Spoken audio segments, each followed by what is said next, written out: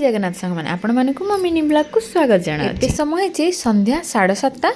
मु कृषु को बसईदेली पाठ पढ़ारे देखुना से केमती कांदुची कारण मु रोषे करने जाइली आउ ता बापा को बसई देली पाखे कहली टे बसी जाओ से पाठ पढ़ो से कौन लिखापी जदि कहते सी लेखुनी जेहेतु ताकू गोटे चापड़ देले से भे भे कि कांदुची कहले तू जा रोषे कर मु झील पाखे बसी कारण रोषे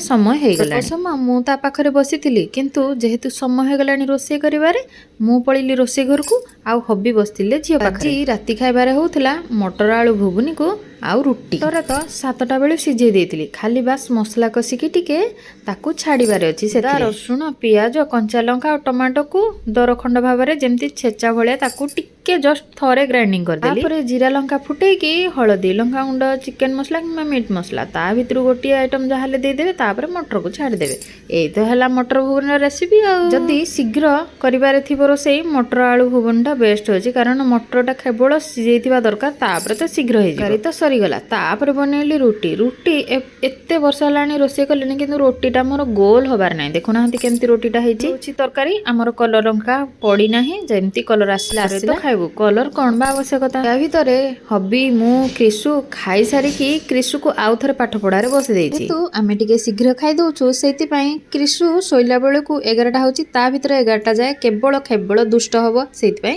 मु ताको वर्तमान बसे देइछि एबे समय हेची 9:10-15 जमा हेछि मु कहली एते समय अछि एते बेले तो सोइबा पई निद हबनी तेनु